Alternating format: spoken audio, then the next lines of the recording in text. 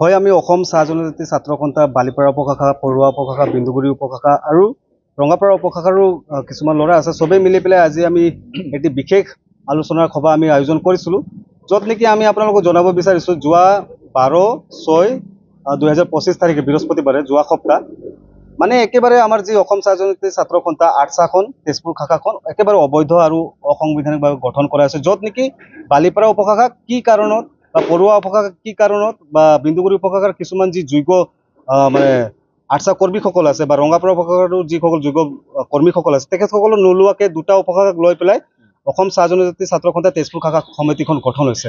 সেয়ে আমি একেবাৰে সুখী নহয় যোনটো, আৰু আমি একচেপ্ট নকৰোঁ যোনটো নেকি তেজপুৰ শাখাখন গঠন হৈছে।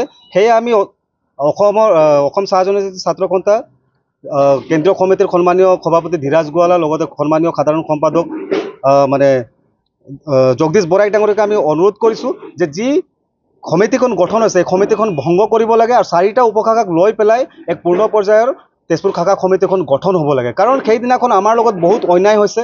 আমি বাৰে প্ৰতি যি মানে আপোনাৰ পৰ্যবেক্ষক আহিছিলে অভিষেক সোণাৰ ডাঙৰীয়াক আমি বাৰে প্ৰতি আমি অনুৰোধ কৰিছোঁ, কিন্তু তেখেতে আমাক টোটেলি এভইড কৰিছে, ইগনোৰ কৰিছে।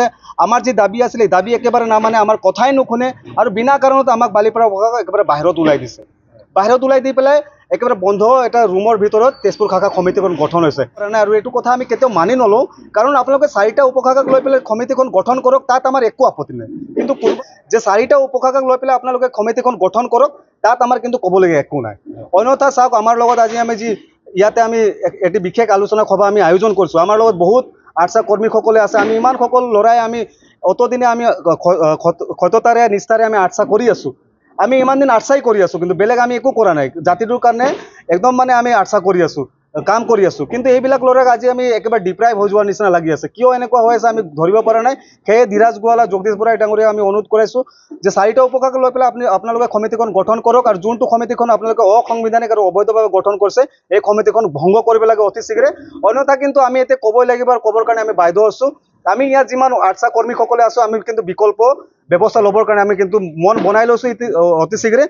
আৰু আজি কিন্তু আমি আপোনালোকৰ দাবী নামানে, যদি আমাৰ যদি দাবী নামানে তেনেহ'লে আমি কিন্তু বিকল্প ৰাস্তা ল'বৰ কাৰণে আমি কিন্তু মন বনাই লৈছোঁ। কিন্তু ইয়াৰ লগে লগে আমি সময়সীমাও দিব বিচাৰিছোঁ। আমি বেছি সময়সীমা কিন্তু বহুত উকলি গৈছে। আমি 48 ঘণ্টাৰ আমি সময় দিছোঁ, 2 দিনৰ আমি সময় দিছোঁ। 2 দিনৰ ভিতৰত সমিতিখন যোনটো শাখা সমিতিখন গঠন হৈছে শাখা সমিতিখন ভংগ হ'ব লাগে। 4টা উপশাখা লৈ পেলাই সমিতিখন গঠন কৰক, তেতিয়া আমি মানিম। অন্যথা কিন্তু আমি বিকল্প পথেৰে আমি যাবৰ কাৰণে কিন্তু আমি মন বনাই লৈছোঁ। কোৱা কথাখিনি সঁচাই। আমি প্ৰত্যক্ষ কৰিব পাইছোঁ সেইদিনাখন 12 তাৰিখে হৈ যোৱা কমিটিখন সম্পূৰ্ণভাৱে অবৈধ হৈছে, অসাংবিধানিক হৈছে। আৰু আমি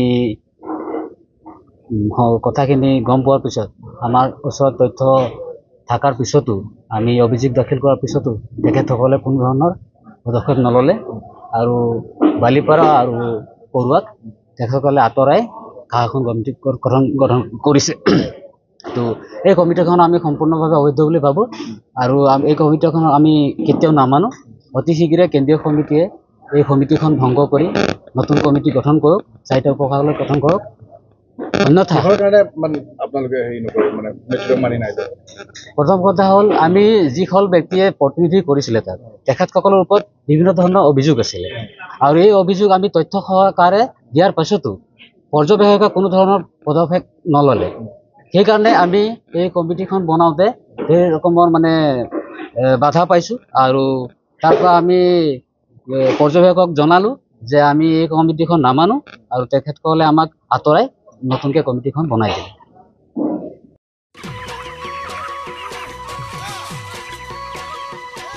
অতি কম দিনতেই একোটা এনেকুৱা হৈ যায়। মই যে বিয়মৰ দানা খুৱাওঁ, আপোনালোকেও বিয়মৰ দানা খুৱাওক আৰু কম দিনতেই অধিক মুনাফা লাভ কৰক।